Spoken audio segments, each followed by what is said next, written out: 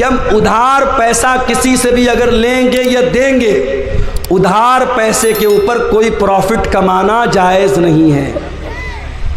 मैंने आपको 1 लाख रुपया दे दिया, 1 लाख रुपया आपको जब मैंने दिया तो आपने अपना मोबाइल हमको दे दिया। अब ये मोबाइल मैं यूज़ कर रहा हूँ, मोबाइल आपका बस यूज़ कर रहा हूँ, बेच नहीं रहा हूँ, यूज़ कर रहा हूँ। 1 महीने के बाद आप आए और आपने कहा कि मौलवी साहब आप 1 लाख रुपया वापस ले लीजिए और मोबाइल मुझको दे दीजिए। मैंने 1 लाख रुपया वापस ले लिया, मोबाइल आपको दे दिया। हमें क्या लग रहा है साहब, ये तो जायज़ है। उसने हमको पैसा दी, हमने पैसा दिया था, उसने बदले में मोबाइल दिया था। उस मोबाइल को हम गारंटी के तौर पर तो ले सकते हैं, लेकिन उस मोबाइल को अगर हम यूज़ कर रहे हैं तो ये ब्याज हो जाएगा मेरे भाई। इतना खतरनाक मामला है। शरीयत कहती है कि आप किसी को कर्जा दे रहे हैं तो कर्जा एहसान करने के लिए होता है, कर्जा कमाने के लिए। कमाना है तो बिजनेस करो, पार्टनरशिप करो। अगर किसी को उधार दे रहे हो, उधार पर 1 पैसा 1 रुपया भी मुनाफा नहीं कमा सकते। हाँ, मैंने आपको 1 लाख रुपया दिया, कुछ तय नहीं किया मैंने।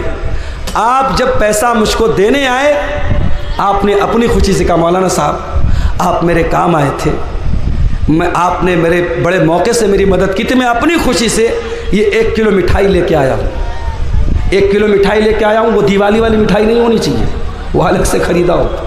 1 किलो मिठाई लेके आए बग़ैर मांगे, तो ये ब्याज में नहीं शामिल होगी, बल्कि ये अल्लाह के रसूल का तरीक़ा था कि जब आप किसी से कर्ज़ लेते थे तो वापसी के टाइम कुछ बढ़ा के दे देते थे। ये बढ़ा के देना ये इंसानियत का और हुस्न अखलाक का तकाज़ा है, ये ब्याज नहीं है। लेकिन उधार में कोई किस्म का प्रॉफिट पहले से तय कर लेना और वो प्रॉफिट देना या लेना ये हराम है। और आप जब फाइनेंस पर मोबाइल लेते हैं तो 2%, 3%, 4%, 12% कुछ ना कुछ आप उसमें ब्याज देते हैं, और कुछ नहीं देते तो कम से कम अगर EMI आपने टाइम से पेमेंट नहीं किया, महीने की 1 तारीख को EMI का टाइम आया, आपने पेमेंट नहीं किया, तो पहली बात तो मोबाइल बंद हो जाएगा। मोबाइल का सिस्टम है वो लॉक रहता है, मोबाइल फ़ौरन बंद हो जाएगा। और उसके बाद 2 दिन बाद आप जब पेमेंट करेंगे, अगर हर महीने 2000 दे रहे हैं तो 100 रुपया बढ़ा के देना पड़ेगा। ये जो बढ़ा के आप दे रहे हैं ये क्या है? यही सूद है, यही ब्याज है। और एक मोबाइल के लिए आप ब्याज दे रहे हैं। अल्लाह के प्यारे नबी फरमाते हैं लानल्लाहु आकिल रिबा व मुकिलहु व कातिबहु व शाहिदैहि।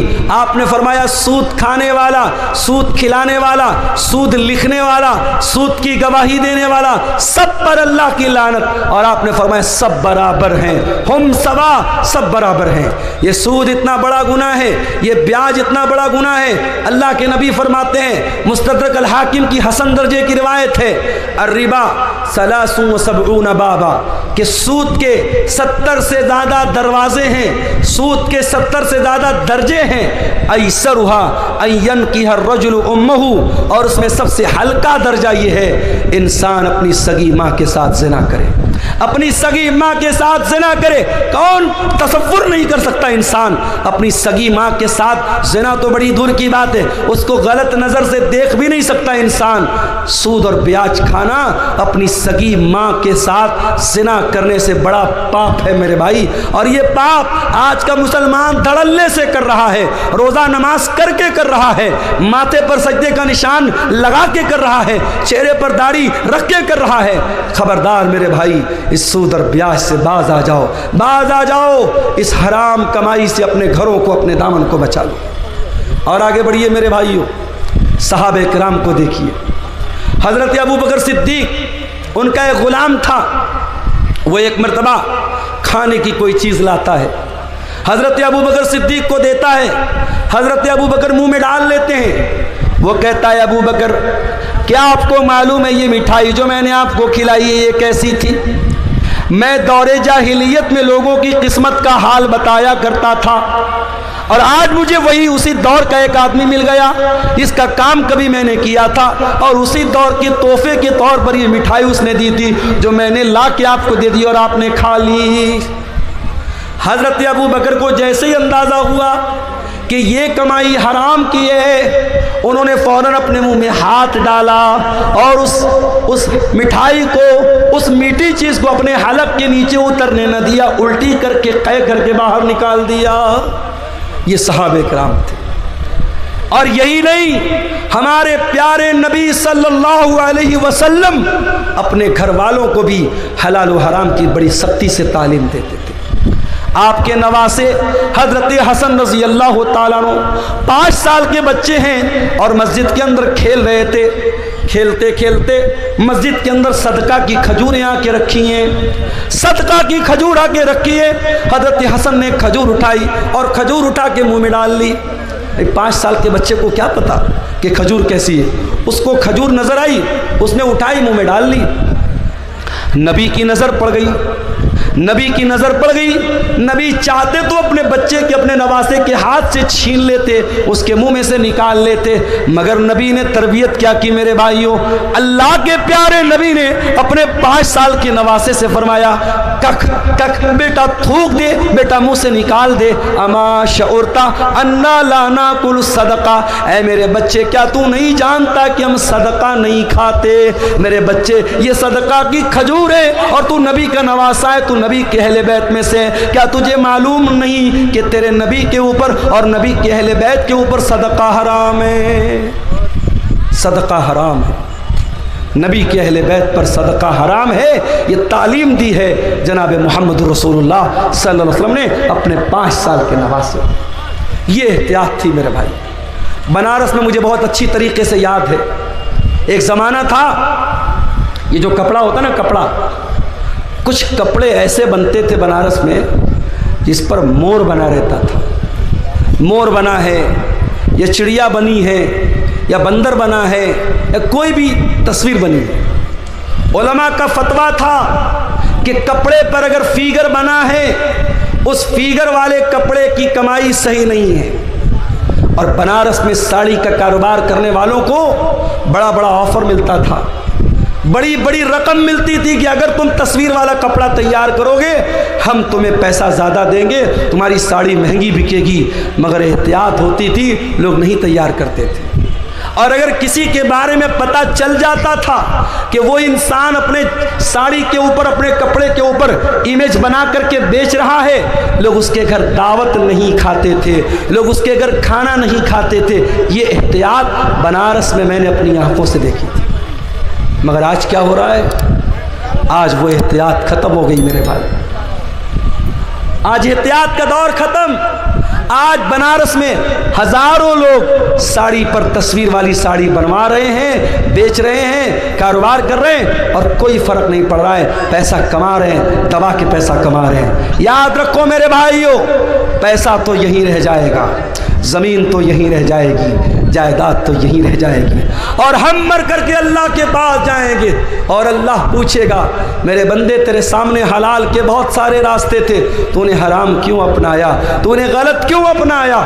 इसलिए कि क़यामत के दिन 5 सवालों का जवाब दिए बगैर अब्दुल गफ्फार को भी फुर्सत नहीं है, शेख वसीम मदनी को भी फुर्सत नहीं है, हमारे उलमा को भी फुर्सत नहीं है, आपको भी मोहलत नहीं है। 5 सवालों का जवाब तो सबको देना है। क्या सवाल होगा? ला तज़ूलु क़दमा इब्ने आदम मिन इंद रब्बिही यौमल क़ियामह। क़यामत के दिन इंसान अपनी जगह से हिल नहीं पाएगा जब तक 5 सवालों का जवाब नहीं दे देगा।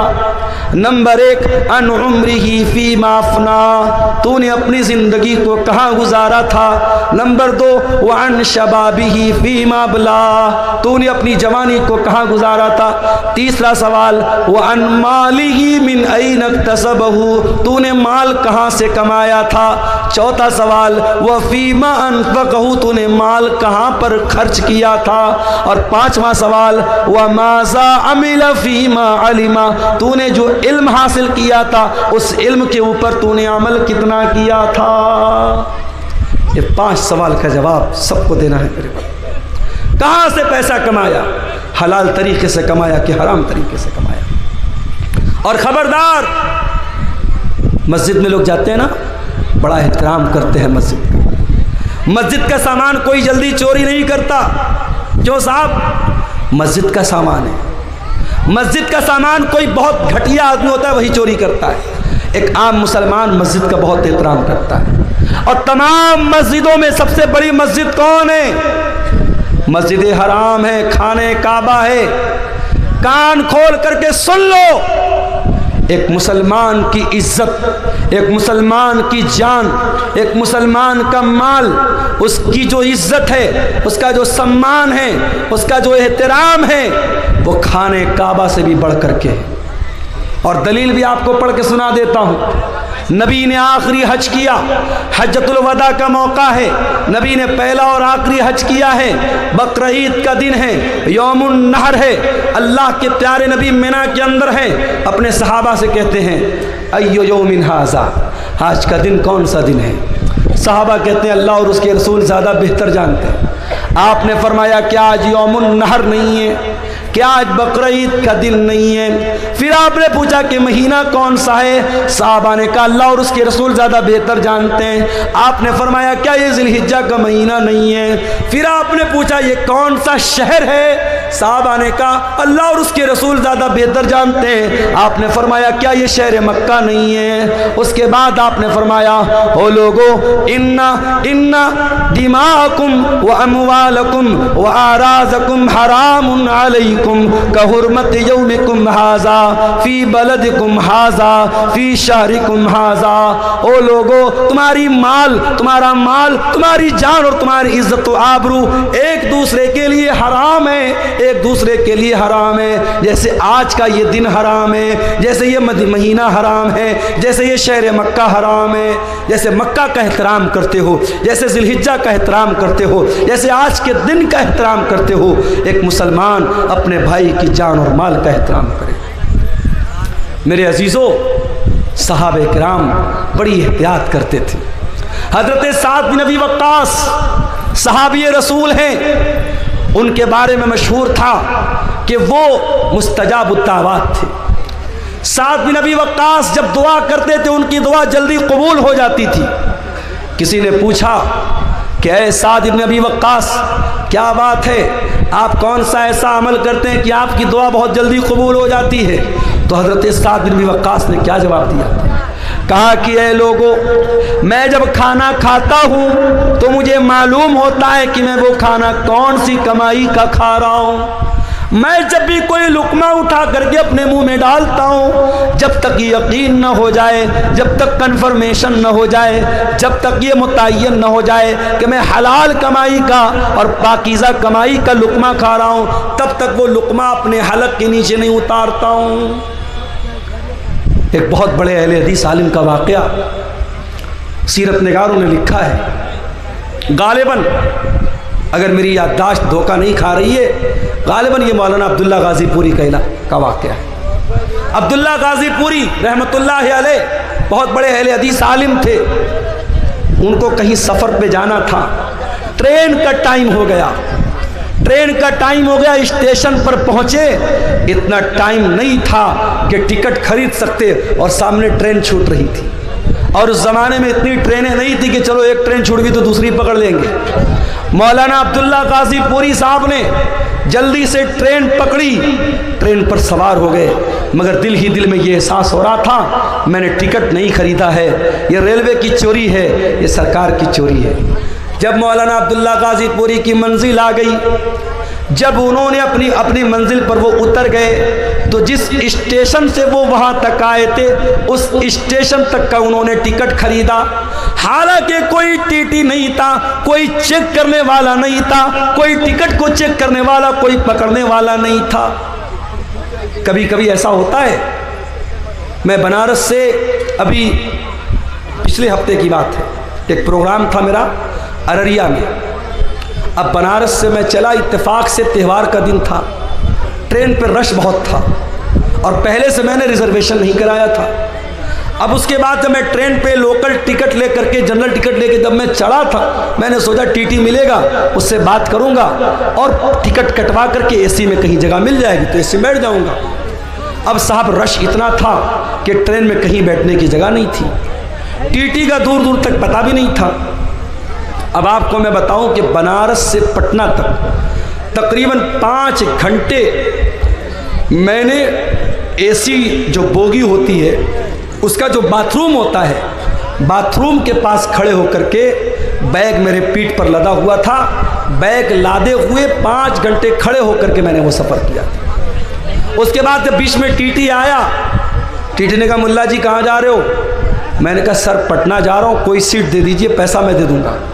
कहा नहीं मुल्ला जी कोई सीट नहीं है, लेकिन आप एसी की बोगी के अंदर खड़े हैं, आपको फ़ाइन कटवाना पड़ेगा। मैंने कहा सर मैं अंदर कहाँ खड़ा हूँ, बाथरूम के पास खड़ा होकर के जा रहा हूँ, टिकट तो है मेरे पास। कहा कि आप चूंकि एसी बोगी में चढ़े हैं आपको फ़ाइन देना पड़ेगा। मैंने कहा जनरल में जाने लायक हालात नहीं है। उसने कहा जनरल में तो छोड़ दो, आपने जनरल का टिकट लिया, आप एसी में आए हो। उसने 1000 रुपया फ़ाइन भी काटी और 5 घंटे का सफ़र मैंने खड़े होकर के गुजारा। आज हालात ये हैं, जब रश का टाइम होता है टिकट जल्दी नहीं मिलता है। मौलाना अब्दुल्ला गाजी पूरी उस दौर में वो टिकट बगैर खरीदे वापस जा सकते थे, मगर उनकी एहतियात देखो मेरे भाई, उनका तकवा देखो।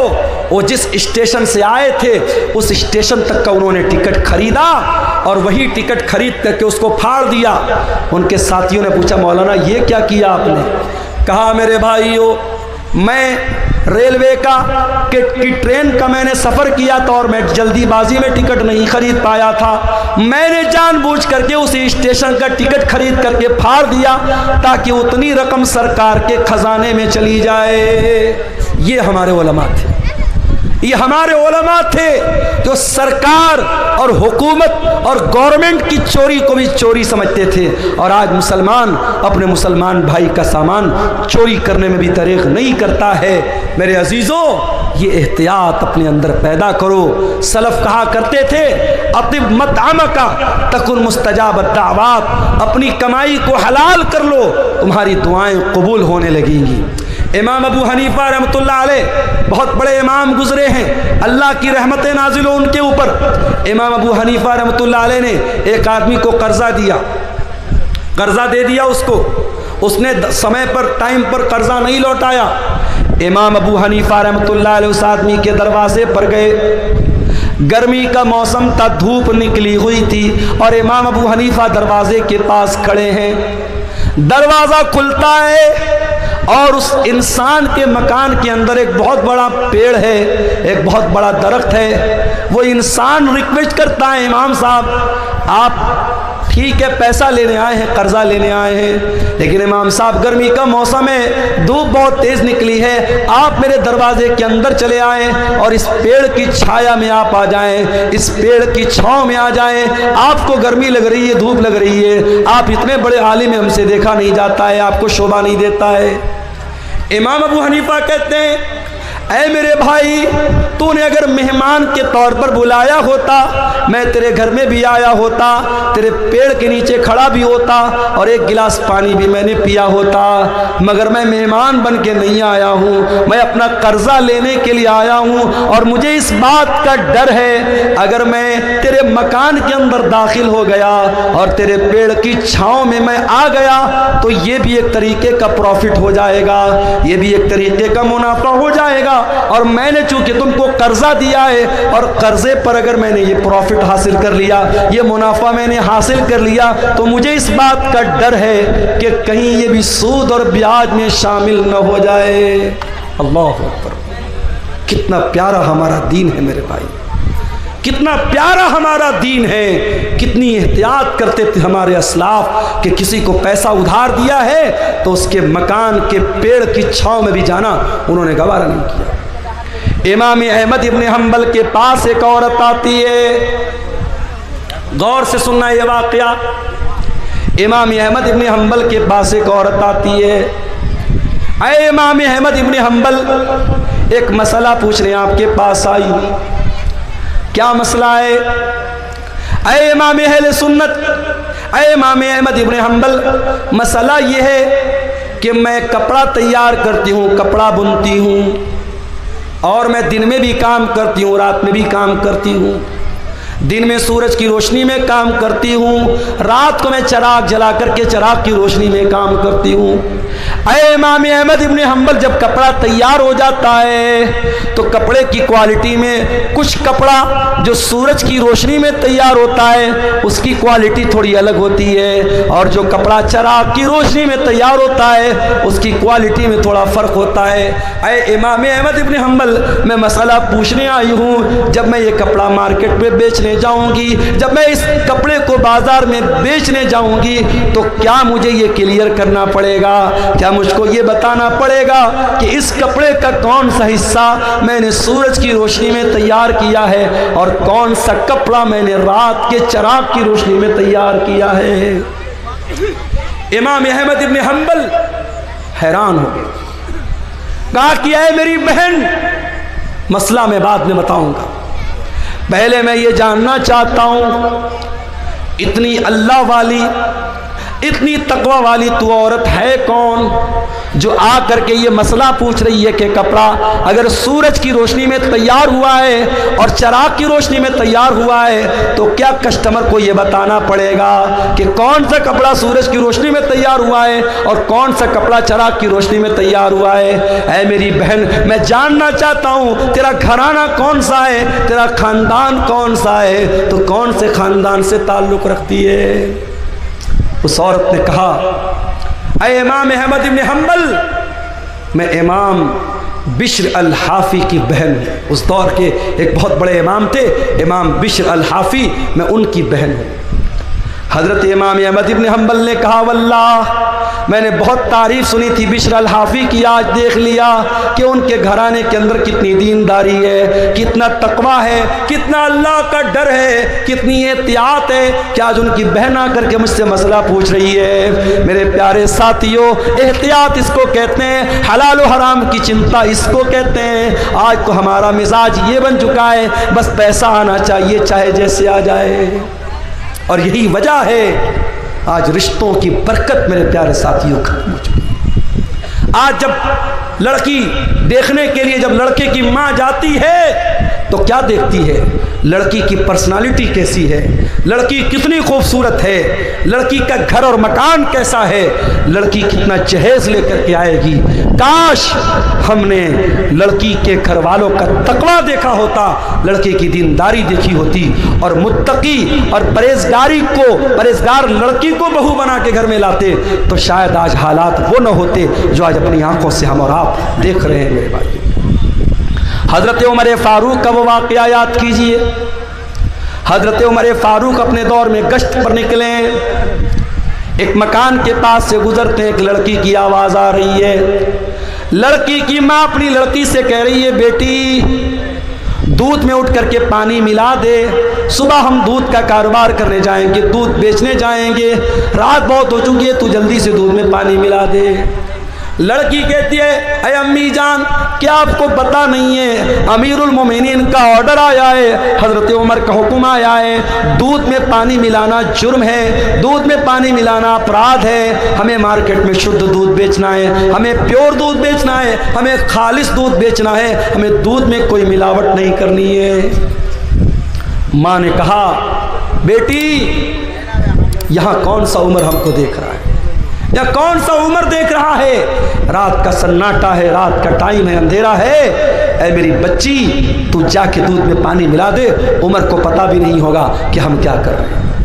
बेटी ने कहा, मेरी प्यारी अम्मी जान, ठीक है, हज़रत उमर फारूक हमको नहीं देख पा रहे हैं, उनको पता भी न चलेगा, फ़इन्न रब्ब उमर यराना, अगर उमर हमको नहीं देख रहे हैं, अय अम्मी जान, उमर का रब तो हमको देख रहा है। ऐ मेरी प्यारी माँ, अमीरुल मोमिनीन नहीं देख पा रहे हैं, लेकिन रब्बुल आलमीन तो देख रहा है, अल्लाह तो देख रहा है, अल्लाह को क्या जवाब देंगे। है मेरी प्यारी माँ, तू इस सवाल का जवाब दे दे, मैं दूध में पानी मिलाना बंद, मैं दूध में पानी मिलाने के लिए तैयार हो जाऊंगी। जब बेटी ने ये जवाब दिया, माँ खामोश हो गई, माँ खामोश हो गई। मेरे भाइयों, तरबियत करो तो ऐसी करो कि आपके बच्चे जहां आपसे गलती हो, आपके बच्चे आपकी का सुधार कर दें, आपकी इस्लाह कर दें। बेटी ने जब ये जुमला कहा है, माँ खामोश हो गई। हज़रत उमर फारूक ने मकान का नंबर नोट कर लिया, मकान की निशानी नोट कर ली। घर आए, सुबह को सारे बच्चों को इकट्ठा किया, कहा है मेरे प्यारे बच्चों, कल जब मैं रात में गश्त पर निकला था, मैं एक लड़की के मकान के पास से गुजरा था। मैंने लड़की की और उसकी माँ की बातचीत को सुना है। मेरे बच्चों, मैं नहीं जानता वो लड़की कितनी खूबसूरत है, मैं नहीं जानता वो लड़की कौन से खानदान से उसका ताल्लुक है, मैं नहीं जानता उसका हसब और नसब कैसा है, उसका खानदान कैसा है, लेकिन मैं इतना जानता हूँ वो लड़की बहुत अल्लाह वाली है, बहुत अल्लाह से डरने वाली है, बहुत तकवा वाली है, और मैं उस लड़की को अपने घर की बहू बनाना चाहता हूँ। अब तुम बताओ, तुम में से कौन उससे निकाह करेगा? अल्लाह अकबर। लड़की की शक्ल भी नहीं देखा है, लड़की का खानदान भी नहीं देखा है, लड़की का दीन देखा है, और हज़रत उमर बहू बनाने को तैयार हैं। और बेटे भी ऐसे हैं, एक बेटा आगे बढ़ता है, उसका नाम आसिम था, आसिम बिन उमर। उसने कहा अब्बा जान, मैं शादी कर लूँगा उस लड़की के साथ, आप मेरा निकाह करा दीजिए। हज़रत उमर ने उस लड़की को बहू बनाया, और दुनिया की तारीख़ ने, दुनिया की नज़रों ने देखा, उसी लड़की की नस्ल से आगे चल करके एक इंसान पैदा होता है जिसको दुनिया उमर बिन अब्दुल अजीज़ के नाम से जानती है, जिसको दुनिया उमर सानी के नाम से जानती है। मेरे प्यारे साथियों, जब माएँ मुत्तकी होंगी, जब माएँ दीनदार होंगी, जब बाप दीनदार होंगे, तो फिर उनसे पैदा होने वाली औलाद के बारे में आप उम्मीद कर सकते हैं कि वो भी दीनदार होगी। जब माँ और बाप के अंदर हलाल और हराम का फ़र्क नहीं होगा, जब माँ को इस बात की चिंता नहीं है कि घर में जो पैसा आ रहा है वो हलाल का आ रहा है या हराम का आ रहा है, जब बाप पैसा कमाने के पीछे अंधा बन चुका है और हर तरीके का अल्लम गल्लम, सूद, ब्याज, रिश्वत, हराम का पैसा घर में आ रहा है, और उस पैसे से जब अपने बच्चों की परवरिश करेंगे, तो अल्लाह के नबी क्या फरमाते हैं कि जिस जिस्म की परवरिश हराम कमाई से होगी, फन्नार औला बिही, वो जिस्म जहन्नम की आग पे क़यामत के दिन जहन्नम की आग में डाला जाएगा। मेरे अजीज़ों, अपने बच्चों को हराम कमाई से बचाओ, अपने बच्चों को हलाल कमाई खिलाओ, अपने बच्चों के बदन में हलाल कमाई का खून दौड़ाओ। हमारे नबी ने सारी ज़िंदगी हलाल और पाकीज़ा चीज़ों को खाने की तालीम दी है। हमारे नबी के दुनिया में आने का एक मकसद ये भी था,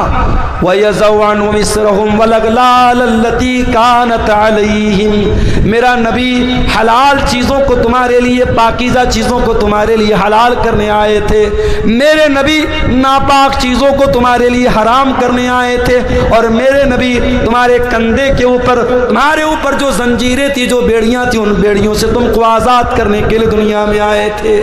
नबी आए थे इसीलिए ताकि हराम चीज़ों की बेड़ियों और जंजीरों से हमें आज़ाद कर दें। मेरे भाइयों, हराम कमाई की इन जंजीरों से अपने दामन को बचा लो।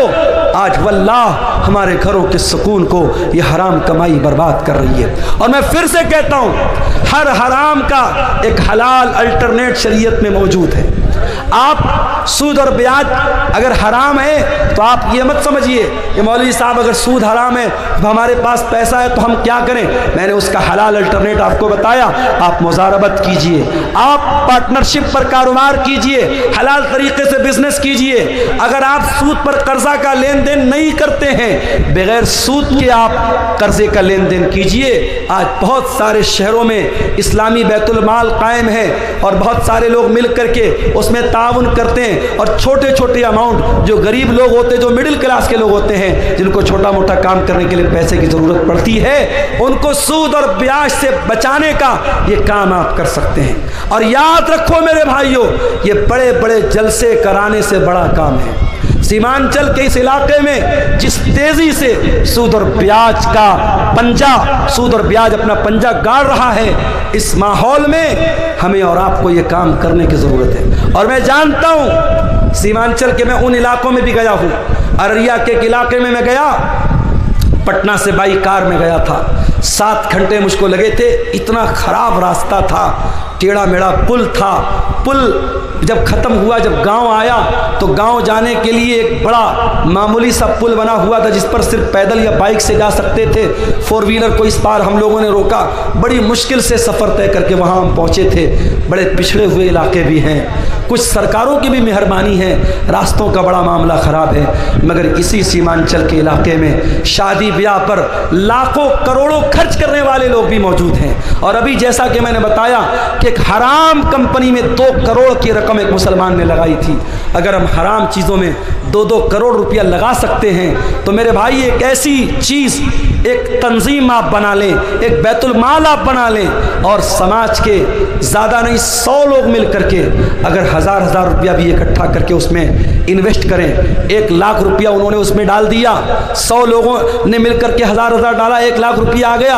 अब इस 1 लाख का आपको क्या इस्तेमाल करना है?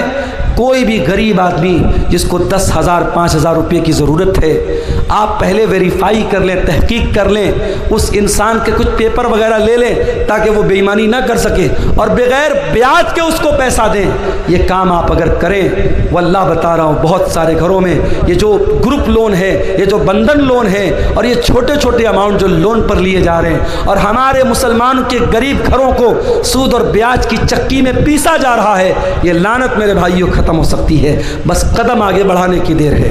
मैं इसी कटिहार के इलाके में गांव के लोगों ने मुझे बताया कि वहाँ मस्जिद और ईदगाह बनाने की बात आई। गांव के लोगों ने बहुत छोटा अमाउंट, शायद 100 रुपया या कितना 10 रुपया शायद बता रहे थे कि एक परिवार में जितने लोग हैं हर आदमी की तरफ से 10 रुपया देना है। हर आदमी, एक परिवार में अगर 10 लोग हैं तो 100 रुपया देना है, परिवार में 7 लोग हैं 70 रुपया देना है। 10-10 रुपया इकट्ठा करके हर हफ्ता कई लाख रुपये उस गांव के लोगों ने इकट्ठा किया, कब्रिस्तान की ज़मीन खरीदी, ईदगाह की बाउंड्री की और अभी और भी काम वो लोग करने जा रहे हैं। आपके करीब के किसी गांव के लोगों ने मुझे बताया। तो ये काम, इस तरीके के काम हम कर सकते हैं मेरे भाइयों। आपको कदम बढ़ाने की और हिम्मत करने की ज़रूरत है। मैं जानता हूँ शेरशाबादी कौम के अंदर अल्लाह ताला ने बहुत सलाहियत दी है, इस सलाहियत का सही इस्तेमाल कीजिए। अपने समाज में होने वाली बुराइयों से मेरे भाइयों अपने आप को बचाइए। एक साहब सवाल कर रहे हैं कि यूट्यूब की कमाई हराम है तो कॉमेडियन यूट्यूब का पैसा मदरसे में दान करना कैसा है, और ड्रीम 11 का जीता हुआ पैसा मदरसा मस्जिद में दान करना कैसा है। जाहिर है अगर मदरसे वालों को पता है कि ये पैसा ये हराम कमाई का दे रहा है, मदरसे वाले ना लें, और अगर मदरसे वालों को नहीं पता और मदरसे वालों ने ले लिया तो उनका लेना तो गलत नहीं है, मगर देने वाले को कोई सवाब नहीं मिलेगा। भाई कोई चोर अगर चोरी करे और चोरी का मकसद क्या बयान करे कि मैं अमीरों का पैसा चुरा करके गरीबों की मदद कर रहा हूँ, तो भाई मदद करने का ये कोई तरीक़ा नहीं है। तो जब इस तरीके के कॉमेडी वीडियो बना करके पैसा कमाना दुरुस्त नहीं है तो फिर उसकी कमाई भी दुरुस्त नहीं है और उस कमाई से आपका दान करना और सदका करना भी सही नहीं है। वल्लाहु आलम बिस्सवाब। तो मेरे अजीज़ों, ये हराम कमाई के बारे में चंद बातें मैंने आपके सामने रखी थी और आप ये बात देखिए कि हमारी शरीयत में हराम कमाई और हलाल कमाई के ताल्लुक़ से इतनी एहतियात बताई गई है कि अल्लाह के प्यारे नबी सल्लल्लाहु अलैहि वसल्लम ने जहन्नम की वईद बयान की है उन लोगों के बारे में जो लोगों का माल नाजायज़ तरीके से खा लेते हैं। मैं आखिरी हदीस सुना करके बात ख़त्म करता हूँ। अल्लाह के नबी ने सहाबा से कहा कि ऐ मेरे सहाबा, क्या तुम जानते हो मुफलिस कौन है, गरीब कौन है? सहाबा ने कहा अल्लाह के नबी, अल्लाह और उसके रसूल ज़्यादा बेहतर जानते हैं, आप ही बता दीजिए।